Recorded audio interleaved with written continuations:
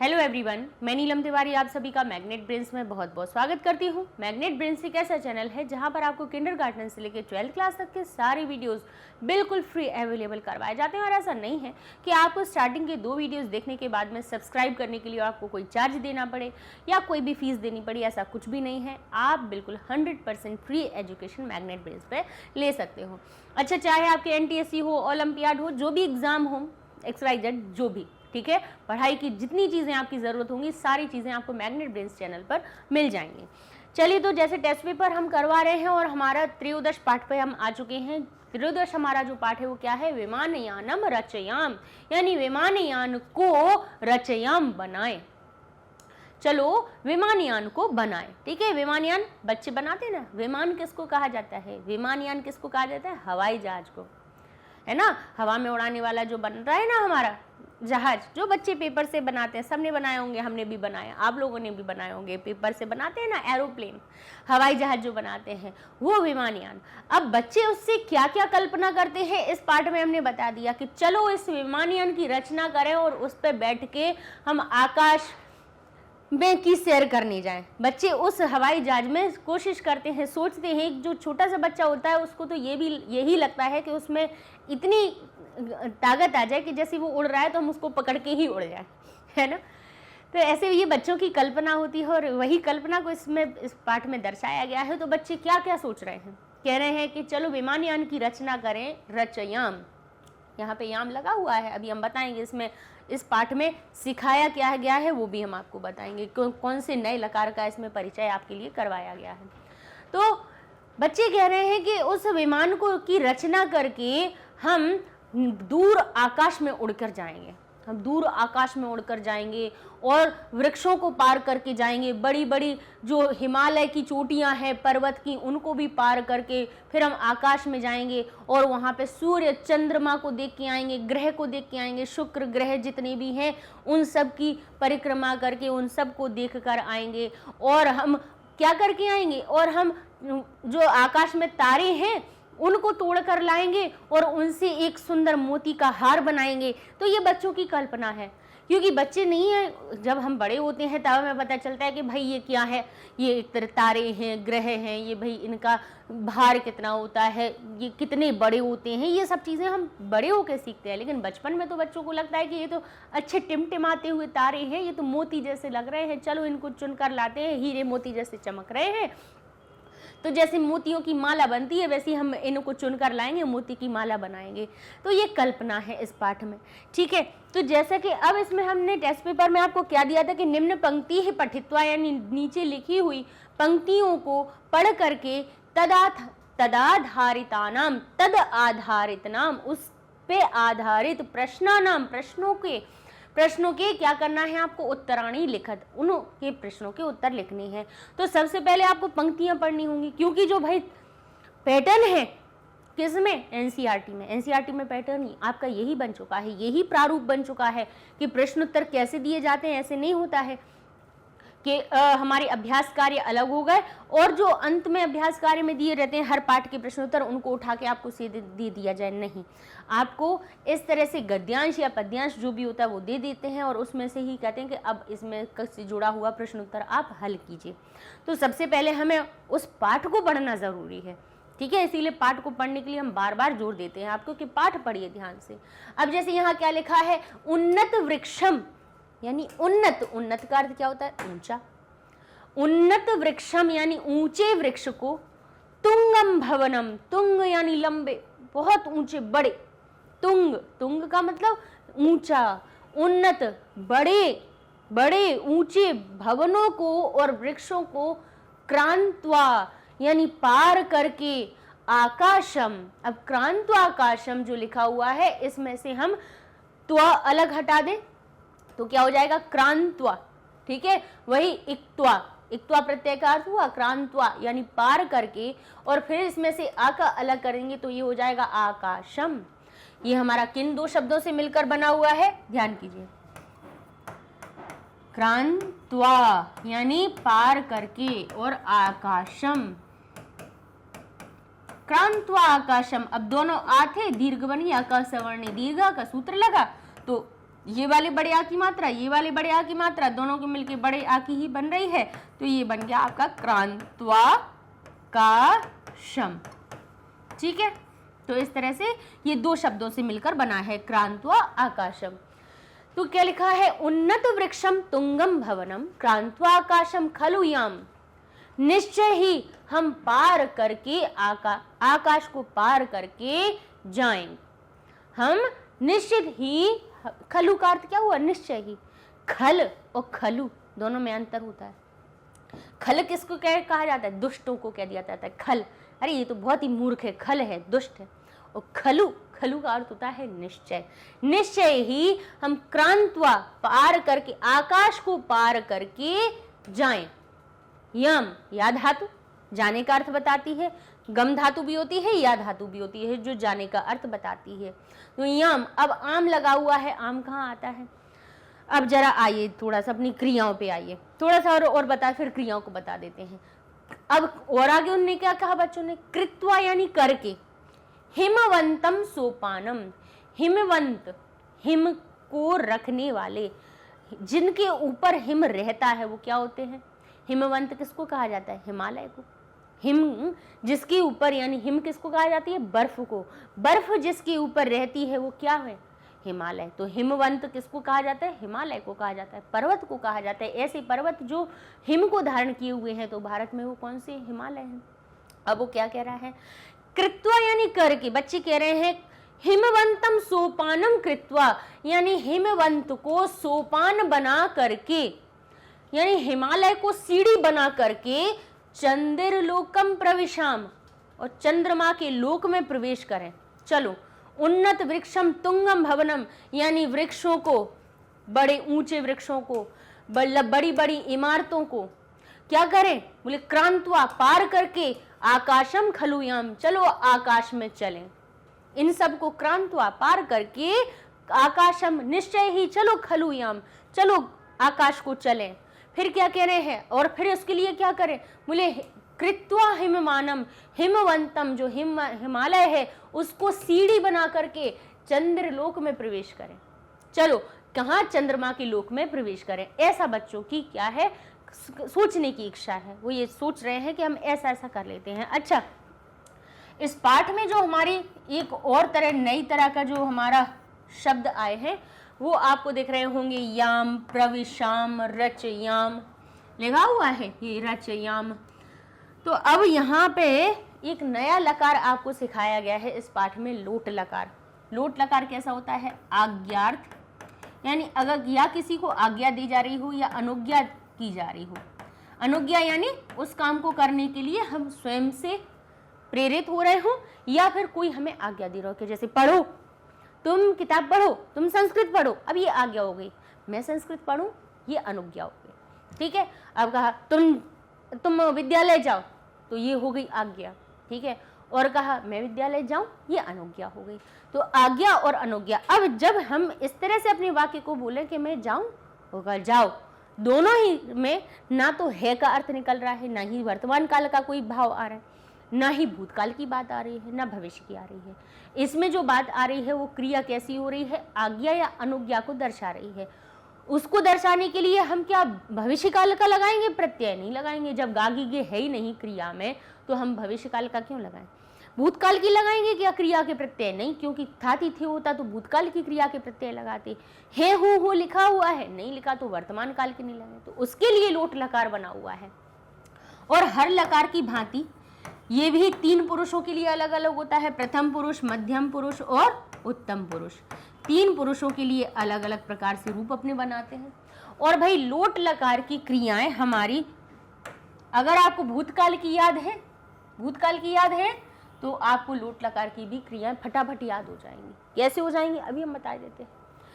तो देखिए, हर एक कर्ता तीन वचनों में हो सकता है, हर एक लकार इसी तरह से हमारा विभक्त है कि नहीं है। अपन ने अपने कितने, ये अपन त्रयोदश पाठ में पहुंच चुके हैं, 12 पाठ पढ़ लिए। 12 पाठ में हमने ये क्रियाओं को खूब बताया आपको, है ना। तो ये क्या हो गया हमारे भाई, तीन वचनों में बदलता है, एक वचन, द्विवचन और बहुवचन। ठीक है, अब यहाँ देखें तो पहले हम लंग लकार की क्रिया लिख रहे हैं। क्या लिखते हैं, लंग लकार की। और क्या परिवर्तन हो रहा है कि वो लोट लकार की बन जाएगी, सो अब बता देते हैं। लंग लकार में प्रत्यय प्रत्यय प्रत्यय देखो क्या जोड़े जाते हैं, त तम न, ठीक है।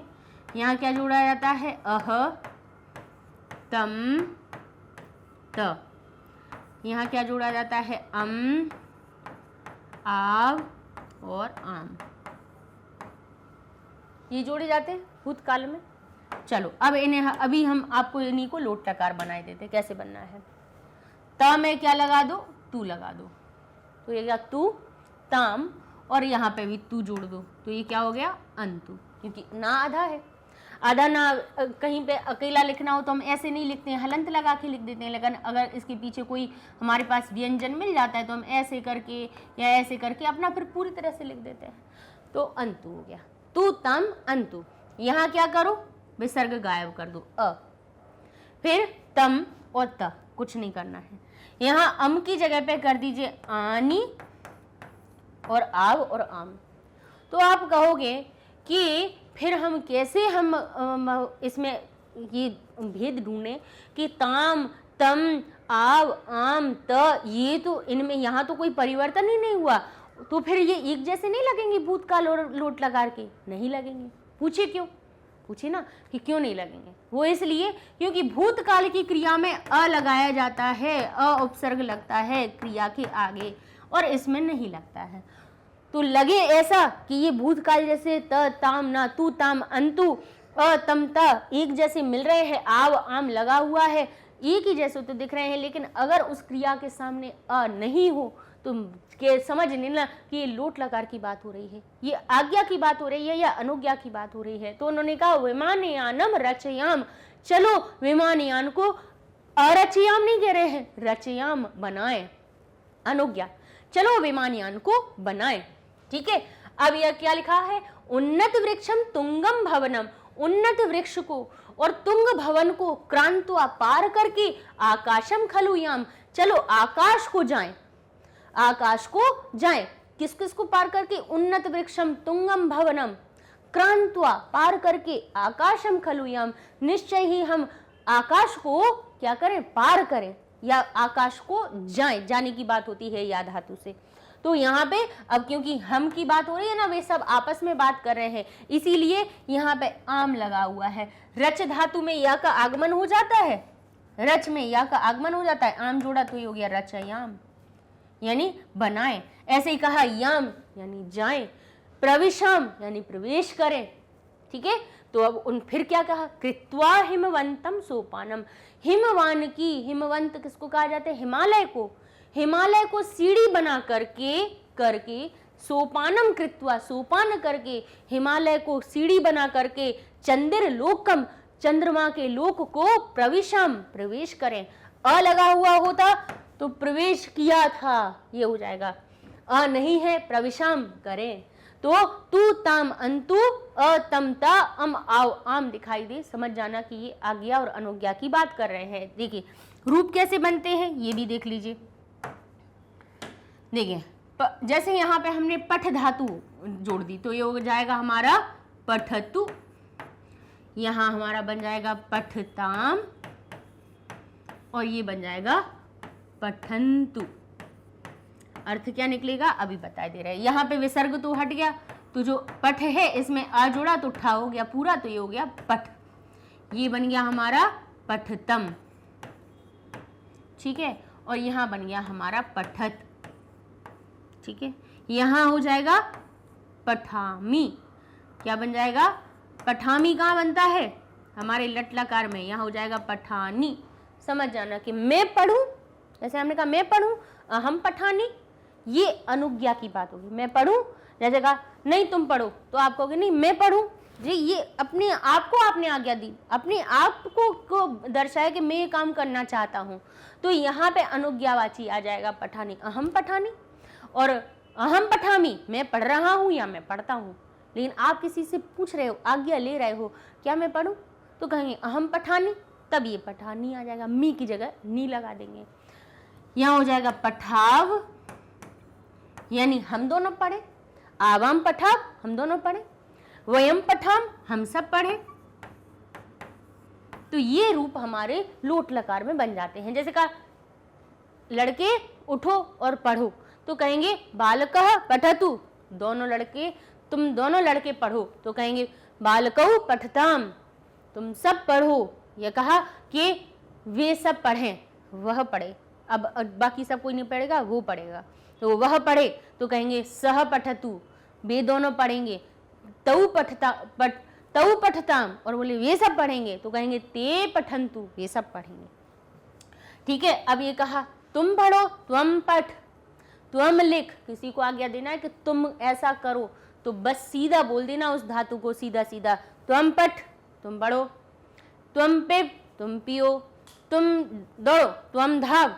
ठीक है। किसी को ऑर्डर देना हो तो आज देखना आपने छोटे किसी को बोलना है संस्कृत में, ठीक है, कि जिस उसको उसी धाग लिखने की बोलना हो तो कहना त्वम लिख, तुम लिखो। ठीक है। देखिए आज्ञावाची अपने आप रौब आ जाता है उसमें, है ना, दिखने लगता है। त्वम लिख, तुम लिखो, त्वम पठ, तुम पढ़ो, त्वम धाव, तुम हंस, तुम हंसो, त्वम खाद, तुम खाओ। ठीक है। उस धातु को पूरा करके बोल देना है, तो ये आपकी आज्ञा हो जाएगी।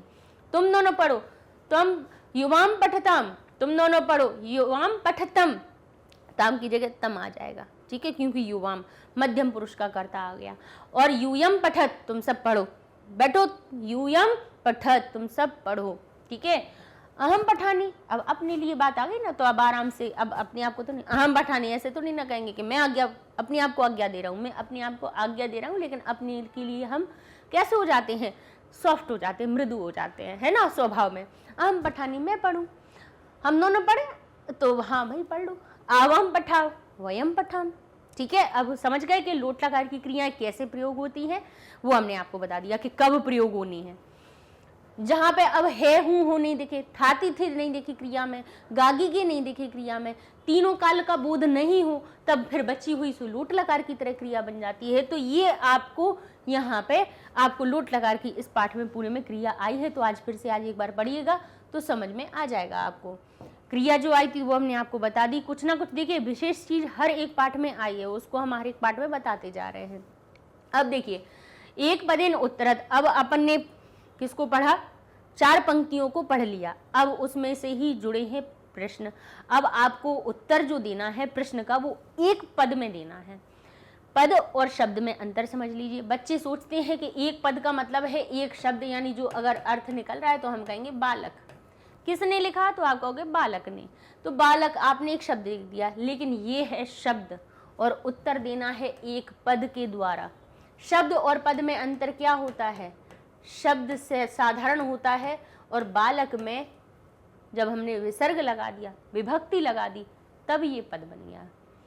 राम शब्द है, रामः पद है, रामाभ्याम पद है। जब उसमें विभक्तियां लग जाती हैं, हमारी 7 प्रकार की विभक्तियां जब हम लगा देते हैं तो हर एक बना हुआ जो शब्द है वो पद बन जाता है, और जब तक विभक्ति नहीं लगती है तब तक वो शब्द ही रहता है। ठीक है ना। तो यहाँ पे आपको क्या करना है, पद में उत्तर देना है, यानी विभक्ति में उत्तर देना है। तो उस शब्द में विभक्ति कौन सी लगाओगे, ये आपको कौन बताएगा, प्रश्नवाचक शब्द, प्रश्न में छुपा हुआ प्रश्नवाचक शब्द। तो यहाँ क्या लिखा है, वयम यानी हम, कीदृशम किस प्रकार के, भवनम क्रांत्वा आकाशम याम, हम किस प्रकार के भवन को क्रांत्वा पार करके आकाशम याम, आकाश जाएं, हम किस प्रकार के भवन को पार करके आकाश जाएं। तो ये जो प्रश्नवाचक शब्द है ना कीदृश, ये हमें बता रहा है कि कहाँ से उत्तर आएगा।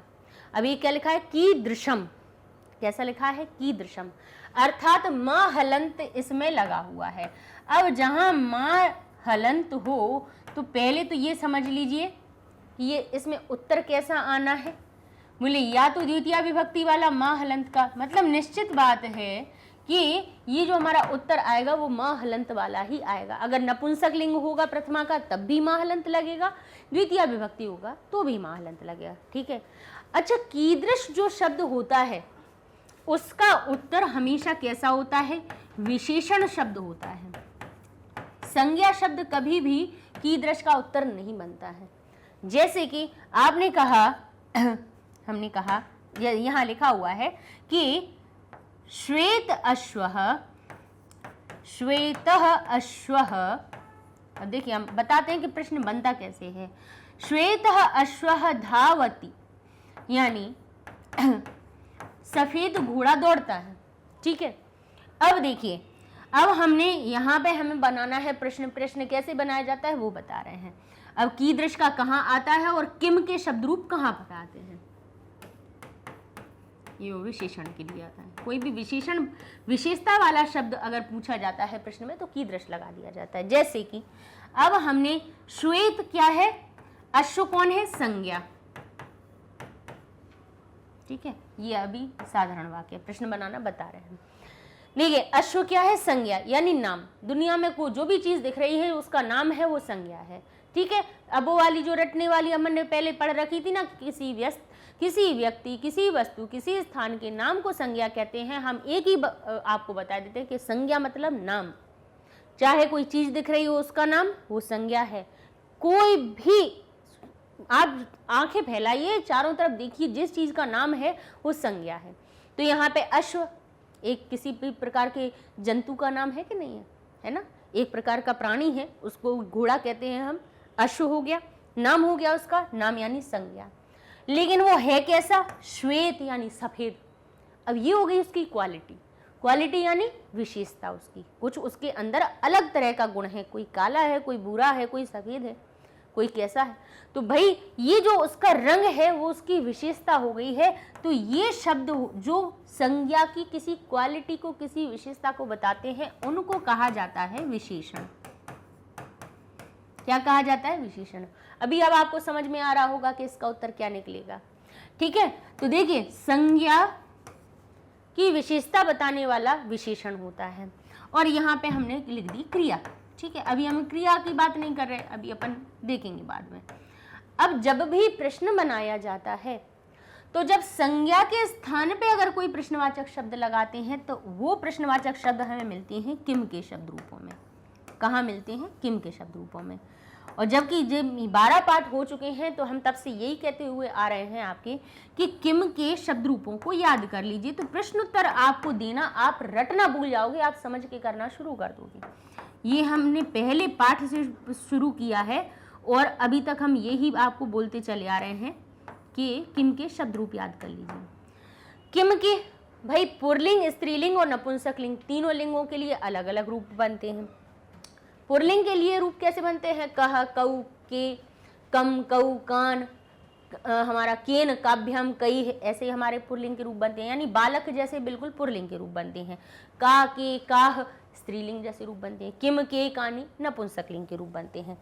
तो इस अश्व के स्थान पे अगर प्रश्न बनना होगा तो वो क्या कहेगा, अश्व को देखेगा कि अश्व में कौन सी विभक्ति लगी है, इसकी लिंग विभक्ति वचन पहचानेंगे। तो पहचानेंगे अश्व कैसा है, पुरलिंग है, अकारांत है, पुरलिंग है। फिर इसमें विभक्ति कौन सी लगी है, प्रथमा विभक्ति लगी है। वचन में कितना है, एक है। तो यहाँ पे जो प्रश्न बनेगा वो कहाँ से आएगा, किम के पुरलिंगवाची शब्दों में से आएगा, प्रथमा विभक्ति एक वचन। तो यहाँ लगा दिया जाएगा कह। ध्यान कीजिएगा, संज्ञा के जो भी प्रश्न बनते हैं उनमें किम के शब्द रूप मिल जाते हैं।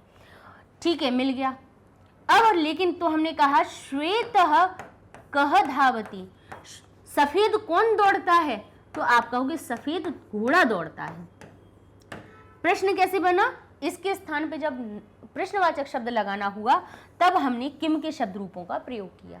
ठीक है, अब ऐसे ही जैसे संज्ञा के लिए हम किम शब्द का प्रयोग करते हैं वैसे ही अब हमें विशेषण हटाना है, इसके स्थान पे हमें लगाना है। तो आप क्या कहोगे, हिंदी में आप कहोगे तो आपने कहा सफेद घोड़ा दौड़ता है। एक जगह आपने प्रश्न पूछा कि सफेद कौन दौड़ता है, आप कहोगे सफेद घोड़ा दौड़ता है। ठीक है, घोड़े को हटा के कौन लगा दिया आपने। अब आप कहोगे कि घोड़ा दौड़ता है, तो आप कहोगे कैसा घोड़ा दौड़ता है, यानी किस प्रकार का घोड़ा दौड़ता है, आप कहोगे सफेद घोड़ा दौड़ता है। आप उसकी विशेषता बताओगे, क्योंकि आपने कहा कैसा घोड़ा, तो कहोगे सफेद घोड़ा। कौन सा घोड़ा, सफेद वाला, उसकी विशेषता।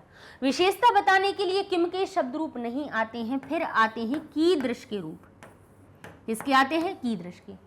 कीदृश भी यही पूछेगा कि आप अपने लिंग विभक्ति वचन बनाओ। तो श्वेत कहेगा हम जो इसका लिंग विभक्ति वचन है, जो मेरी संज्ञा का लिंग विभक्ति वचन है, मैं तो वैसा ही बन जाता हूं। तो अश्व में क्या था, पुल्लिंग था, प्रथमा विभक्ति एकवचन थी, तो कीदृश शब्द भी, तो विशेषण कीदृश भी कैसा बनेगा, पुल्लिंग प्रथमा विभक्ति एकवचन का, और हम यहाँ लगा देंगे कीदृशः अश्वः। अर्थ निकलेगा कि किस प्रकार का घोड़ा दौड़ता है। ठीक है, तो यहाँ पर भी देखिए, अब आपको समझ में आया कि कीदृश जो शब्द होता है वो किसके लिए प्रश्न में लगाया जाता है, विशेषण के लिए। ठीक है, अब विशेषण के लिए कीदृश आया है तो हमें देखना है कि हम किस प्रकार के भवन को पार करके आकाश जाएंगे। तो अब हमें देखना है कि भवन की विशेषता क्या दी गई है। भवन की विशेषता क्या दी गई है कि कैसा भवन, बोले तुंगम भवनम, कीदृशम भवनम, तुंगम भवनम। तुंग शब्द भवन की विशेषता बता रहा है। तो अब हमें मिल गया उत्तर कि नहीं मिल गया। और ध्यान कीजिएगा, विशेषण जो शब्द है, कीदृश की जगह पे आप विशेषण ढूंढ रहे होंगे ना, तो देखिएगा वो अपने विशेष्य जैसा ही बिल्कुल समान विभक्ति वाला मिलेगा। यानी भवनम के पहले जो कीदृशम का आपका विशेषण बन रहा होगा वो भवनम जैसी ही विभक्ति वाला होगा। विशेषण विशेष्य हमेशा समान विभक्ति के होते हैं, ये एक पहचान होती है उत्तर ढूंढने की। तो हम यहाँ देखेंगे कि बताइए भवनम के पहले तुंगम शब्द भवनम जैसा बन रहा है कि नहीं बन रहा है, बन रहा है, समान विभक्ति है, तो ये इसका विशेषण बन जाएगा।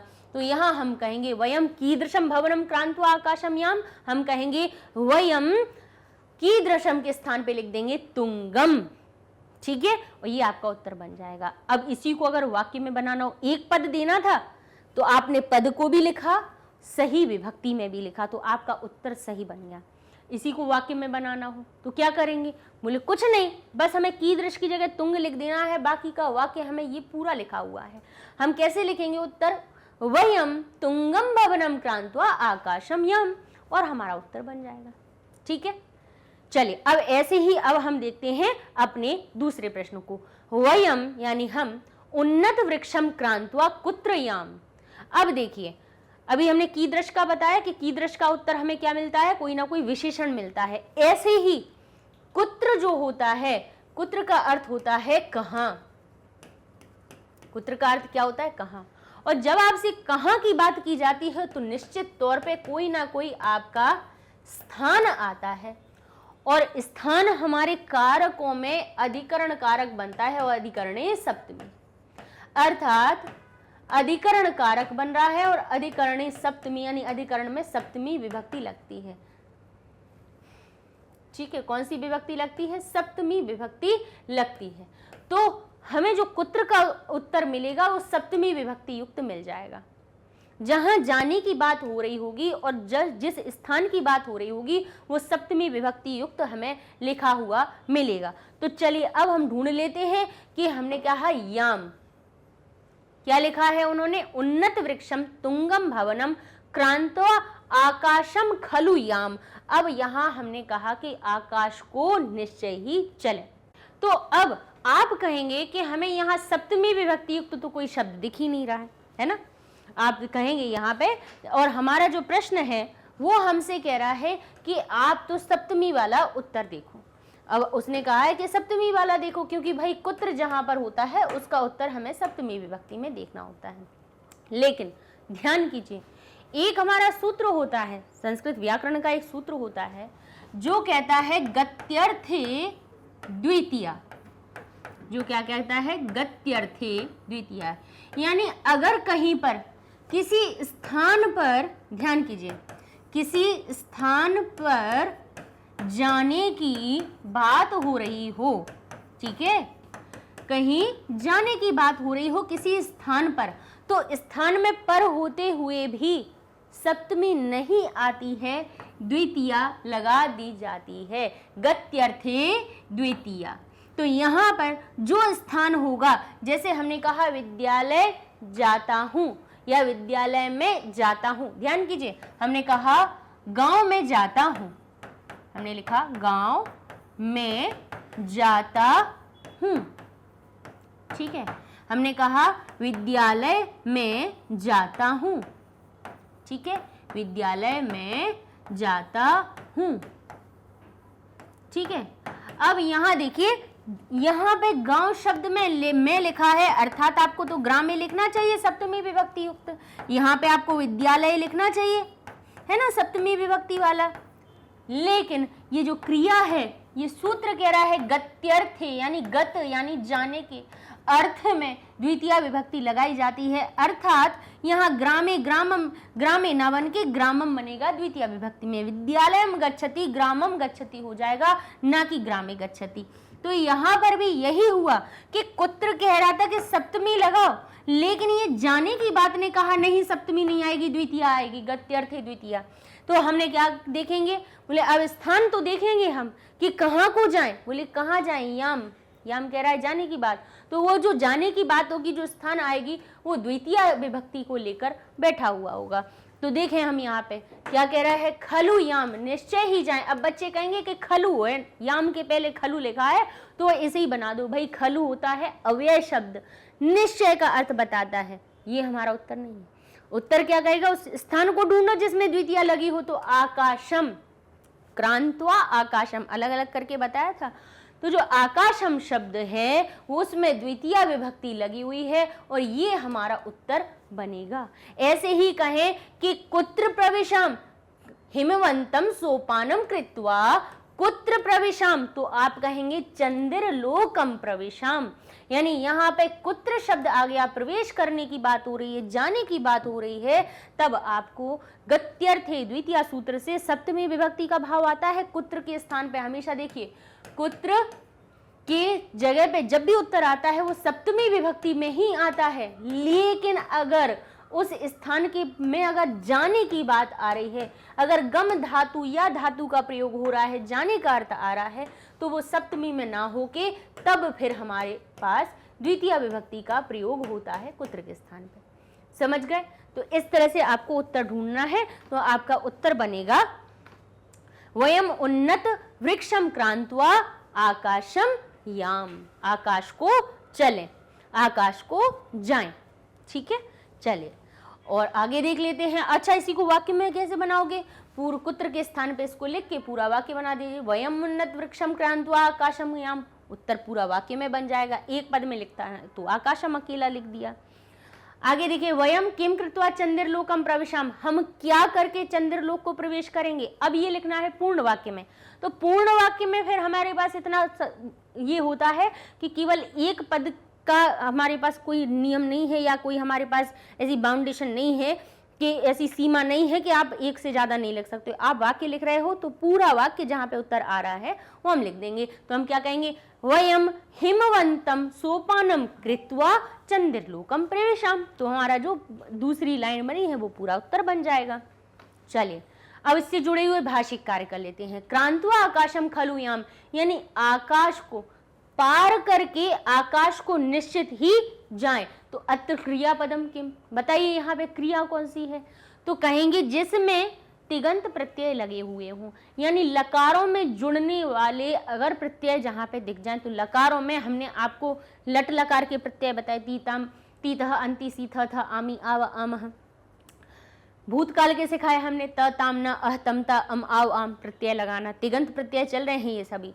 भविष्य काल के सिखाए श्यति श्यतः श्यंति स्यसि स्यथः स्यत् श्यामी स्यावः स्यामः। अब लोट लकार के भी अभी हमने सिखाए, तू ताम अंतु त ताम न और आनी आव आम, सिखाया आपको कि नहीं सिखाए, सिखाए।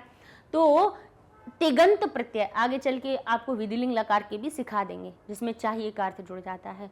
तो जहां पर भी जिस शब्द में ये प्रत्यय दिख जाए वही आपका क्रिया होगा, पद होगा, क्योंकि क्रिया में ही हमारी क्या जुड़ी जाती है, क्रिया में ही हमारे तिगंत प्रत्यय जुड़ते हैं। तो आम लगा हुआ है तो ये आम हमारी क्रिया हो गई। ऐसे क्रिया ढूंढ लेते हैं। ठीक है, तो ये जो हमारी क्रिया बन गई। आगे देखते हैं, हिमवंतम सोपानम अनयोपदियो विशेषणम पदम के, बोले सोपान को करके, बोले किसको करके, कैसी सोपान को कह रहे हैं, हिमवंत हिमालय की सोपान बना के, हिमालय को सोपान बना के। तो सीढ़ियों की विशेषता क्या होगी, कैसी सीढ़ियां, कहेंगे हिमालय वाली। तो यहाँ लिखा है विशेषण पद कौन सा है, कहेंगे हिमवंत। हिमवंत हमारा विशेषण पद बन गया। सीढ़ियों की विशेषता, बोले कैसी सीढ़ी बना के, कह रहे हैं हिमालय की सीढ़ी बना के हम ऊपर चढ़ेंगे, चंद्रलोक में प्रवेश करेंगे। ठीक है, चलिए आगे देखते हैं। निम्न श्लोकम पठित्वा रिक्त स्थानानि पूरयत। नीचे हुए श्लोकों को पढ़ करके आपको रिक्त स्थानों की पूर्ति करना है।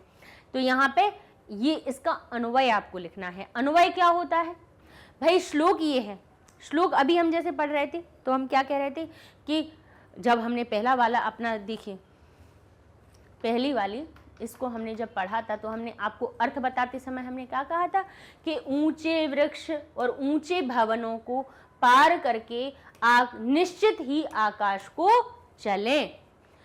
और फिर हमने कृत्वा ना कह कि हमने पहले अर्थ में क्या बोला था कि हिमवंत सोपानम, यानी हिमवंत सोपान को करके हिमालय को क्या करके सीढ़ी बना करके चंद्रलोक को प्रवेश करें, चंद्रलोक में प्रवेश करें। तो अब अर्थ में हमने कृत्वा का अर्थ बाद में लगाया कि नहीं? तो एक सही क्रम से जिस अर्थ में हम उसको बोल रहे हैं उसी क्रम में उसको जमा देना अन्वय कहलाता है। तो यहाँ हमें अन्वय देखना है। तो अन्वय कैसे लिखेंगे? देखिए अब इसको पढ़ते हैं पहले, ठीक है। शुक्रश्चंद्रः सूर्यो गुरु इति ग्रहान ही सर्वान गणयाम विविधा सुंदरताराश्चित्वा मोक्तिखारम रचयाम। पहले तो हम इनको अलग कर देते हैं। सबसे पहले अन्वय में कहीं पर अगर संधि हो रही होती है तो उसको हम तोड़ देते हैं। तो यहाँ पे एक हमारी संधि सत्व संधि हुई है। कौन सी हुई है? सत्व संधि। सत्व संधि क्या होती है? विसर्ग संधि का एक विसर्ग संधि जो होती है, अब विसर्ग संधि का होगे क्या होता है? तो भाई स्वर का स्वर से मेल होता है, स्वर संधि कहलाती है। व्यंजन का व्यंजन से व्यंजन का स्वर से मेल होता है तो व्यंजन संधि कहलाती है। और विसर्ग का स्वर या व्यंजन से मेल होता है तो उसको विसर्ग संधि कहा जाता है। तो विसर्ग संधि का एक प्रकार होता है सत्व संधि, जो कहता है कि यदि विसर्ग के बाद में श दिख जाए तो विसर्ग हमारा श में परिवर्तित हो जाता है। विसर्ग के बाद में अगर आपको त दिख जाए, यहाँ लिख देते हैं सारे नियम, क्योंकि पढ़ेंगे आगे आना ही है, काम में आना, इसीलिए बता रहे हैं। विसर्ग के स्थान पे के बाद में अगर च दिख जाए तो विसर्ग हमारा इस प्रकार से श में बदल जाता है। विसर्ग के बाद त दिख जाए तो विसर्ग स में बदल जाता है। विसर्ग के बाद अगर टा में हो तो विसर्ग श में बदल जाता है। सत्व संधि का नियम कहता है। और अब आप कहेंगे का और पा का क्या हुआ? भाई चा आ गया, टा आ गया, ता आ गया, पा कहाँ गया और का कहाँ गया? भाई व्यंजन के 5 वर्ग है ना, कचट तप, का वर्ग, चा वर्ग, टा वर्ग, ता वर्ग, पा वर्ग। और इनके साथ में एक एक अक्षर और जोड़ लो, ट, ठ, त, थ, यानी पहले दूसरे अक्षर के बाद में, ठीक है। विसर्ग ता था को देखेगा तो सा में बदल जाएगा, टा ठा को देखेगा तो शा में बदल जाएगा, च छा को देखेगा तो शा में बदल जाएगा, ठीक है। अब आते हैं हमारे पास कौन से? का और खा बचा, है ना, पहला वर्ग, और क्या बचा? पा और फा भी बचा। अब अगर इनके पहले अगर विसर्ग हो तो वो किस में बदलेगा? तो इनकी 2 कंडीशन रहती हैं। कौन सी रहती है? 2 कंडीशन। जैसे एक हमने अभी आपको लिख रहे हैं, हम लिख रहे हैं नमः और कार, हमने क्या लिख दिया? नमः कार। अब विसर्ग क्या लिखा हुआ है? का के पहले विसर्ग है। अब का के पहले विसर्ग है तो विसर्ग ये देखता है कि यदि यहाँ पर अ है, यदि विसर्ग के पहले अ है तो विसर्ग हमारा सा में बदलेगा। और यदि विसर्ग के पहले कोई मात्रा है, ई की या ऊ की कोई मात्रा लगी हुई है, तो यही विसर्ग श में परिवर्तित हो जाता है। तो अब इसका भी हम एक उदाहरण दे देते हैं, ठीक है।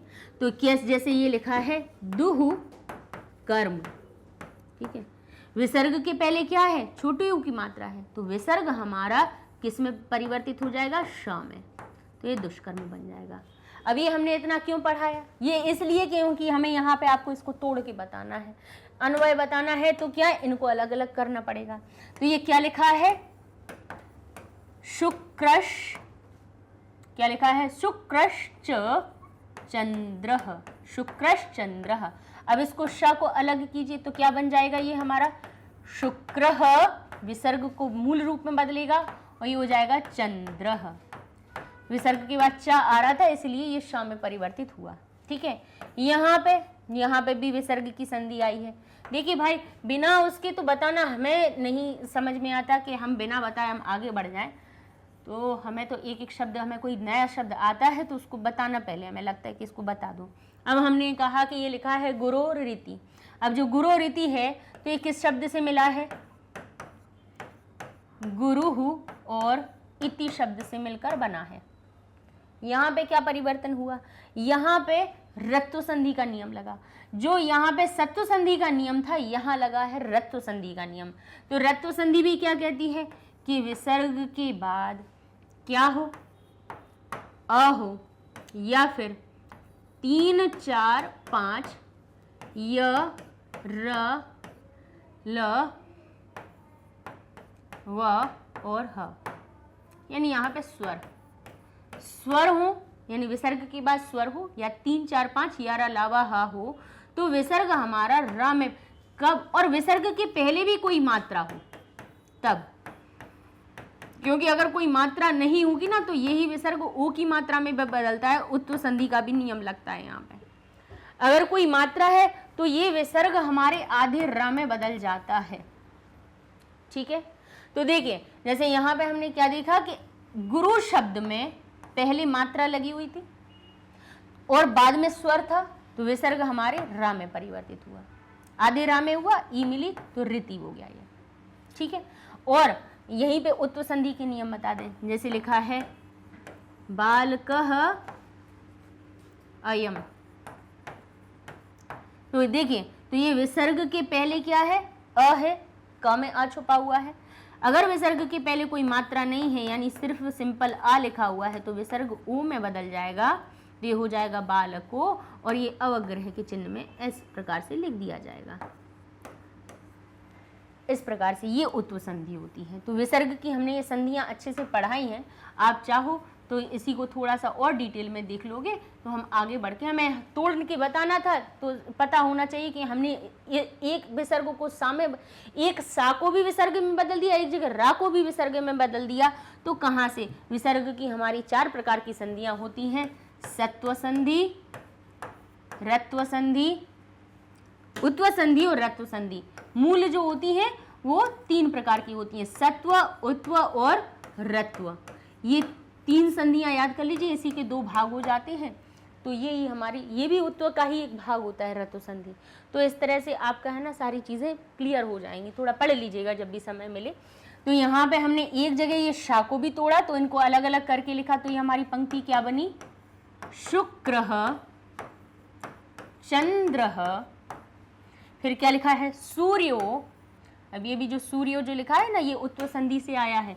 विसर्ग के बाद हमने अभी बताया था ना कि विसर्ग के बाद कौन सा? 3, 4, 5। अब 3, 4, 5 का मतलब क्या होता है?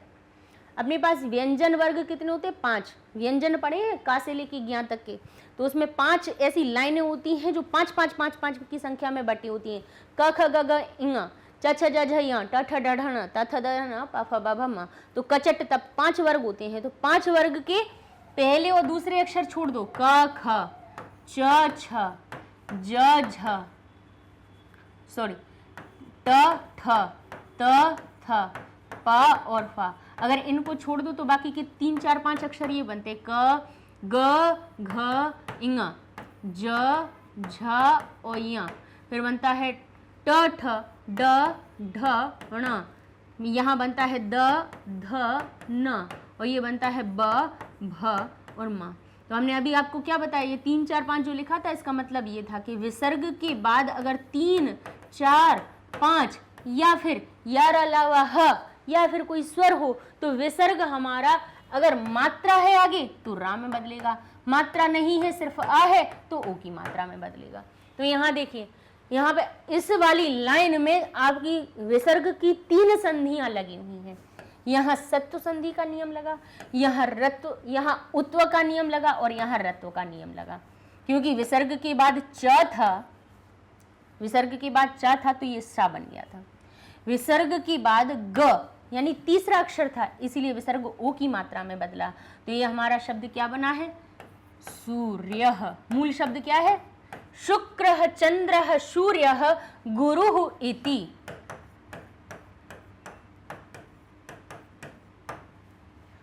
शुक्रः चंद्रः सूर्यः गुरुः इति, ये इसमें इनमें देखिए यहाँ यहाँ यहाँ 3 संधियां लगी थी विसर्ग की, और मूल रूप में तो सभी विसर्ग थे, लेकिन किसी विसर्ग के बाद चा आ गया था इसलिए वो शा में बदला था, किसी विसर्ग के बाद तीसरा अक्षर आ गया था और आगे मात्रा थी इसलिए वो रा में परिवर्तित हुआ, किसी विसर्ग के पहले ई था, स्वर था, विसर्ग के बाद में स्वर भी था और मात्रा भी थी, तब भी वो रा में बदला।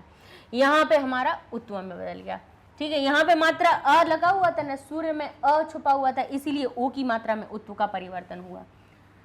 तो भाई ये संधियों से ही, जब संधि के हम देखिए व्याकरण ये जो चीज़ होती है ना, वो ये है कि आपको सब चीज़ें आसान कर दी, कि भाषा सीखना है तो व्याकरण सीख लीजिए, सब आसान हो जाएगा। तो देखिए इस लाइन का अर्थ क्या हुआ, शुक्रः चंद्रः सूर्यः गुरुः इति ग्रहान ही, सारे ग्रहों को, सर्वान ग्रहान, अब यहाँ पे सर्वान और ग्रहान एक ही जैसे 2 विभक्ति वाले शब्द हो रहे हैं, अर्थात ग्रहों की विशेषता हो रही है कि सभी ग्रहों को गणयाम गिने। सूर्य चंद्र, शुक्र चंद्र ग्रह, सूर्य और गुरु आदि सभी ग्रहों को चलो गिने। विविधा सुंदर ताराश्चित्वा, फिर से देखिए विविधा सुंदर तारा, अब ताराश्च, तो देखिए तारा को अलग करेंगे तो चित्वा अलग निकल आएगा, तारा चित्वा यानी तारों को चुनकर मौक्तिक हारम रचयाम, चलो तो विविध सुंदर तारों को चुन करके मौक्तिक हार रचयाम, मोतियों का हार बनाए।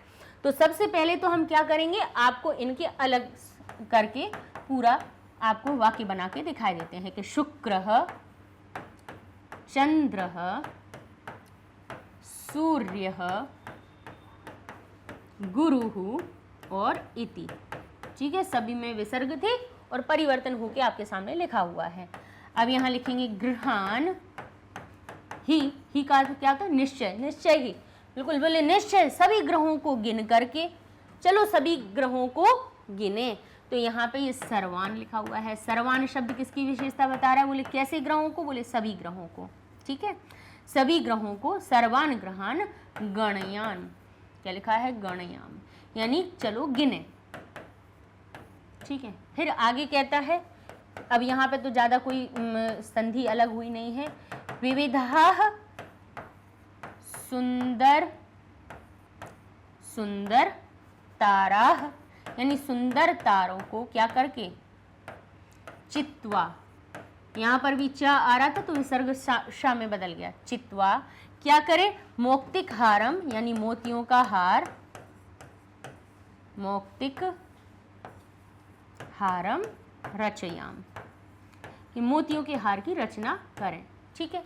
तो अब हम अर्थ क्या निकले कि चलो हम शुक्र चंद्र सूर्य ग्रह आदि सभी ग्रहों को गिने। तो अब यहाँ पे अन्वय को हम इसी प्रकार से लिखेंगे कि वयम यानी हम, शुक्र चंद्र और कौन सा ग्रह बचा, बोले सूर्य, तो यहाँ लिख देंगे सूर्य, शुक्रः चंद्रः सूर्यः गुरु इति सर्वान, किसको, ग्रहान, तो यहाँ हो जाएगा ग्रहान यानी ग्रहों को, निश्चय ही गणयाम, चलो निश्चय ही गिने। विविधा किनको चुनकर, बोले विविधा शब्द की विशेषता कहाँ है, बोले विविध किन की विशेषता बता रहे हैं, तारों की, बोले विविध सुंदर तारों को, तो सुंदर तो पहले से ही नहीं लिखा यहाँ पे, तो हम कहेंगे विविधा कौन से, बोले सुंदर तारा, तो यहाँ हम लिख देंगे सुंदर तारा, यानी चलो विभिन्न प्रकार के, अब विविधा शब्द तो हमारे पास लिखा हुआ था, वो किसकी विशेषता बता रहा है, सुंदर तारों की, चलो अलग अलग प्रकार के सुंदर तारों को चुन करके क्या करें, मौक्तिक हारम रचयाम, तो यहाँ पे हम लिख देंगे मौक्तिक हारम रचयाम, तो ये आपका सही अन्वय बन जाएगा, ठीक है। सबसे पहले सबको तोड़ा और उसके बाद में हमने उन सारी चीज़ों को अपने सही तरह से लगा दिया, तो ये हमारा बन जाएगा कि वह सूर्य। अब हम इसको पूरा करके लिख देते हैं, अभी बीच में बहुत सारी चीज़ें लिखी थी ना तो समझ में नहीं आ रहा होगा आपको, लिख देते हैं शुक्रः चंद्रः सूर्यः, शुक्र चंद्र सूर्य ग्रह इति सर्वान ग्रहान इन सभी ग्रहों को, भाई विशेषण विशेष कहीं पे भी अगर अलग अलग हो तो अन्वय करते समय उनको साथ में लिख दो कि सभी ग्रहों को क्या करना है, गणे, चलो गिनती करें उनकी, और विभेद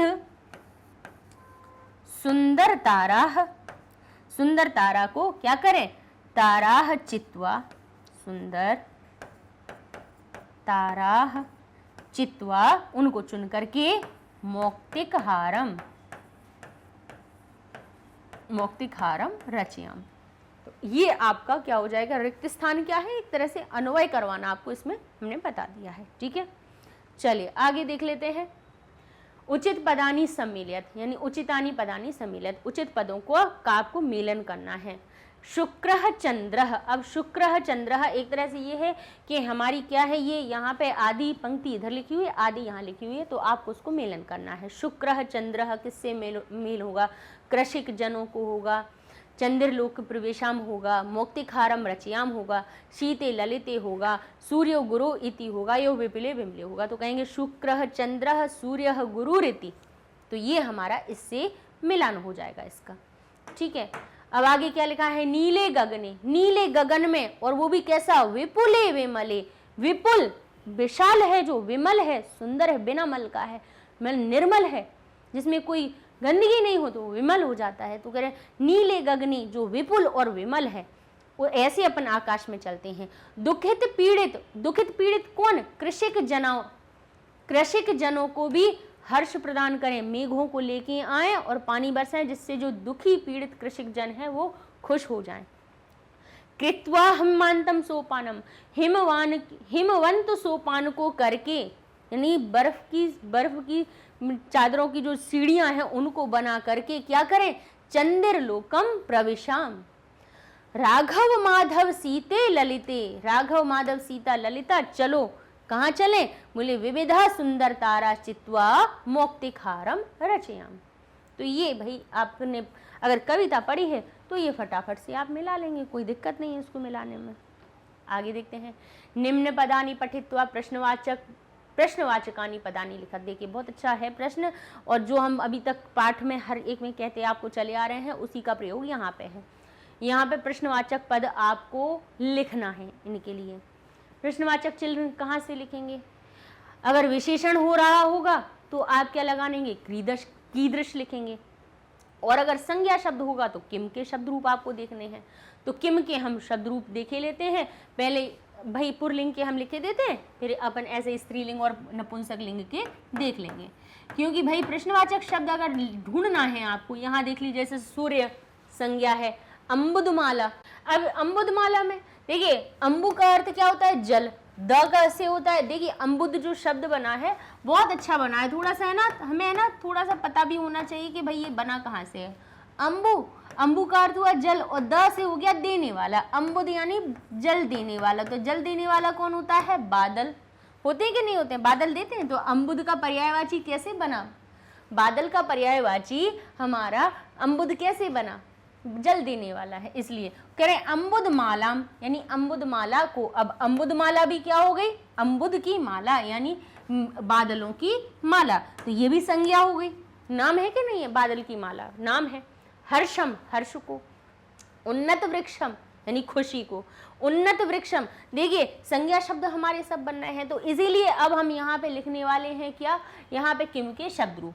अच्छा, प्रश्नवाचक शब्द ढूंढना है, क्योंकि यहाँ पे लिखा है जैसे सूर्य, तो उसके स्थान पे कह कैसे आया, कैसे आया, किम के शब्द रूपों से। तो हम पहले पुरलिंग के लिख देते हैं। भाई जो किम के शब्द रूप होते हैं वो भी कैसे होते हैं, सप्तमी विभक्ति तक होते हैं, तृतीया, चतुर्थी, पंचमी, षष्ठी और सप्तमी। ठीक है, जैसे बालक के रूप बनते हैं वैसे ही ये बनते हैं। हम थोड़ा सा जगह की बचत करने की वजह से उसको संक्षिप्त रूप में लिख दिया, प्रथमा, द्वितीय, तृतीय, चतुर्थी, पंचमी, षष्ठी, सप्तमी। बालक में जैसे एक वचन में बालक बनता है बालकः, तो बाल हटा दो तो बचा कह, किम का रूप बन गया। बालकऊ तो बन गया कऊ। बस यहाँ पे जरूर परिवर्तन होता है, प्रथमा विभक्ति बहुवचन में बालक बनता है बालकाः, लेकिन ये बन जाता है की। फिर बाकी का बाल हटाओ तो कम, कऊ, बालकान का बाल हटाओ कान, ठीक है। तृतीया विभक्ति बाल हटाओ तो केन, ठीक है। यहाँ बनाओ बालक हटाओ काभ्याम, क्या बन जाएगा? बाल काभ्याम, काभ्याम बन गया, ठीक है। यहाँ बन जाएगा कई है, ठीक है। यहाँ क्या बनेगा? यहाँ जरूर चतुर्थी विभक्ति में परिवर्तन होता है कि बालक चतुर्थी विभक्ति में बनता है बालकाय, लेकिन यहाँ बनता है कस्मई, ठीक है। किम शब्द बन जाता है कस्मई, ये परिवर्तन है, बस ये परिवर्तन है, बाकी बालक जैसे ही रूप बन रहे हैं।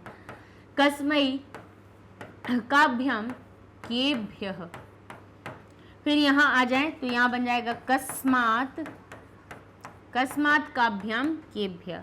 यहाँ बन जाता है षष्ठी विभक्ति में कस्य, बालक बन जाता है बालकस्य, तो ये भी बन जाता है बालक, बाल हटा दो तो बच गया कस्य। बालकयोः तो ये बन गया कयोः, और यहाँ बनता है केशाम, यहाँ परिवर्तन आता है।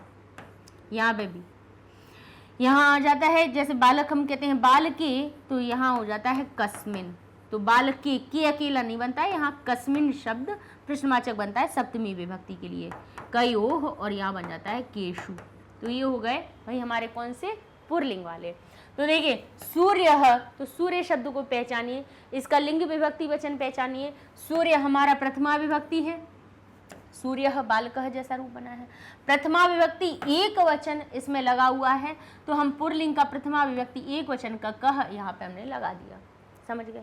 चलिए ऐसे ही आ गया अब अम्बुद माला।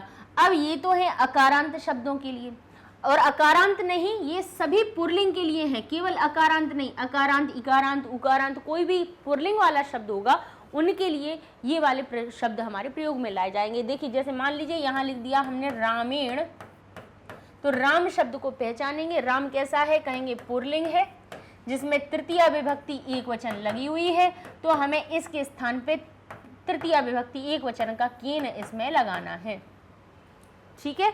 मतलब आपको क्या देखना है? बोले जितने भी आपके पुरलिंगवाची कोई भी शब्द हो जाएगा, जैसे हम कहें गुरुवे, अब क्योंकि अभी थोड़ा सा अंतर भी तो बताएं, जैसे ये लिखा है गुरुवे, ठीक है। अब गुरु शब्द में ये कहाँ आता है? उकारांत शब्द में वे कहाँ पे आता है? तो कहेंगे चतुर्थी विभक्ति एक वचन में, ये लिखा है गुरुवे, भानुवे, ठीक है। अब यहाँ हम कहेंगे इसको पहचानो, तो इसकी विभक्ति पहचानी, गुरु शब्द, भानु शब्द कैसा है?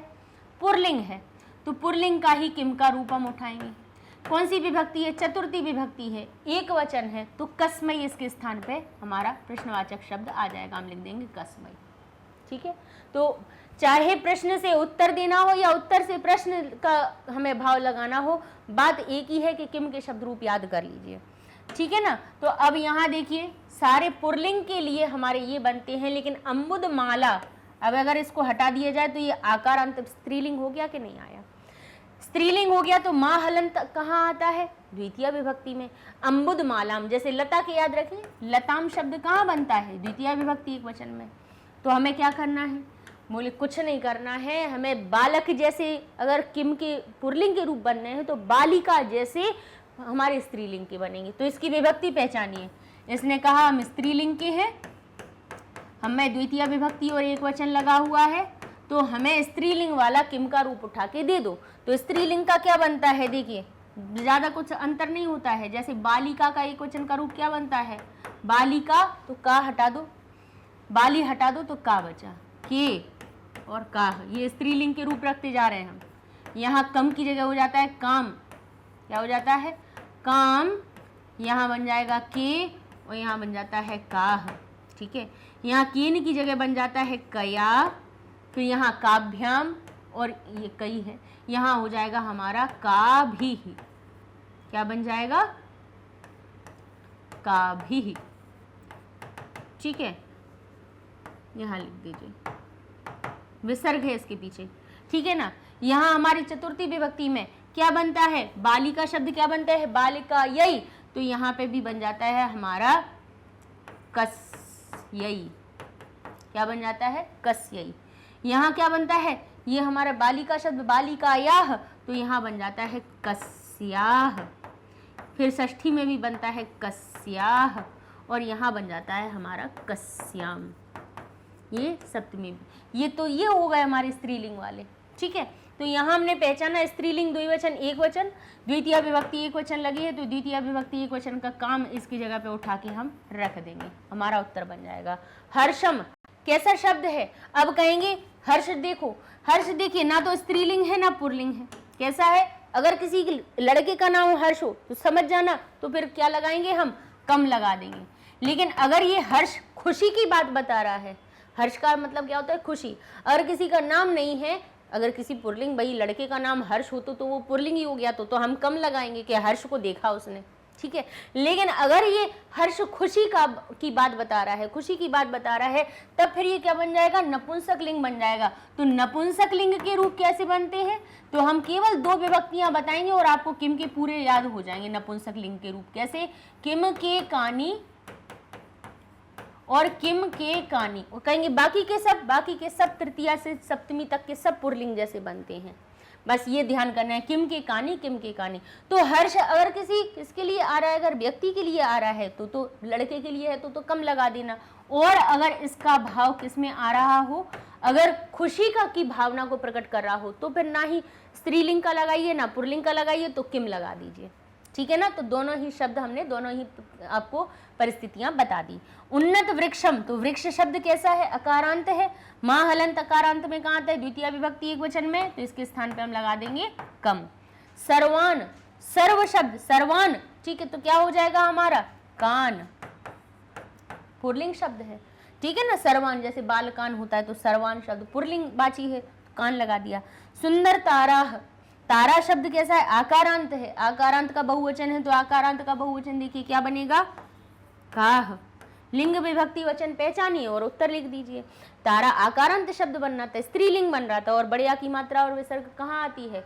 बालिका, बालिके, बालिकाह, प्रथमा के बहुवचन में, और द्वितीय के भी बहुवचन में आता है। तो भाई जहां बहुवचन होगा वहां हम बहुवचन वाला काह लगा देंगे, चाहे ये प्रथमा का बहुवचन बनना हो या द्वितीय का बनना हो, तो बालिका बालिका दोनों एक जैसे ही बनते हैं। अब यहाँ देखिए चंद्र लोकम, क्या लिखा है? मां हलंत आया है, तो क्या आएगा यहाँ पे? कम आएगा, ठीक है। तो ये इस तरह से आपके क्या बन जाएंगे? सारे उत्तर हो जाएंगे, ठीक है। अच्छा, चंद्र लोकम में हमारा कम के साथ साथ, अब क्योंकि अगर यहाँ पे हमारी जो पूरी कहानी बताई गई है, वहाँ चंद्र लोक को स्थान के लिए भी प्रयोग किया गया है। चंद्र लोक किसके लिए है? स्थान के लिए। तो यहाँ पे हम द्वितीय विभक्ति लोक वाला भी करके हम यहाँ पे कम का शब्द का भी प्रयोग कर सकते हैं, क्योंकि लोक अकारांत है, ठीक है। नपुंसक लिंग के भाव में कर रहे हैं तो किम भी लगा सकते हैं और कुत्र भी लगा सकते हैं। ये एक अपना एक अव्यय का भी प्रयोग किया जा सकता है, क्योंकि स्थान की बात हो रही है, स्थान की बात हो रही है, तो आप यहाँ पे कुत्र का प्रयोग भी कर सकते हैं, ठीक है। तो हमने ये आपको परिस्थितियां बता दी कि भाई कहाँ कहाँ पे हम कैसे उत्तर लिखते हैं। अब अगला प्रश्न देख लेते हैं। पर्याय पदानि चित्वा लिखत, पर्याय पदों को चुनकर लिखना है। जैसे आकाशे, आकाशे का क्या होगा हमारा? सूर्य, सूर्य होगा क्या पर्याय? चलिए ढूंढते हैं। स्वच्छे का क्या होगा? हर्ष होगा क्या? चंद्र का क्या होगा? गगन होगा। दिनकर का चंद्र होगा। प्रसन्नताम का विमल होगा। तो बताइए आकाश का पर्याय पद यहाँ पे कौन सा है? सूर्य, हर्ष, गगन, चंद्र या विमल? तो कहेंगे गगने, गगन और आकाश एक ही बात होती है। स्वच्छ का अर्थ क्या होता है? साफ। तो सूर्य का मतलब साफ होता है, हर्ष का मतलब साफ होता है, चंद्र का मतलब साफ होता है, विमल का अर्थ होता है। देखिए मल का अर्थ होता है मैला यानी गंदगी, और वी लगाने से हो गया विमल यानी जिसमें कोई गंदगी हो ही ना। निर्मल यानी जिसमें निर का अर्थ होता नहीं, नहीं हो, जिसमें कोई मल हो ही नहीं, जिसमें कोई गंदगी हो ही नहीं, सो निर्मल हो गया, विमल हो गया। तो स्वच्छे विमले एक ही बात हो गई। चंद्र, चंद्र, चंद्र को क्या कहेंगे? चंद्र भी कहा गया है, हमारे पाठ में आया है उसका नाम।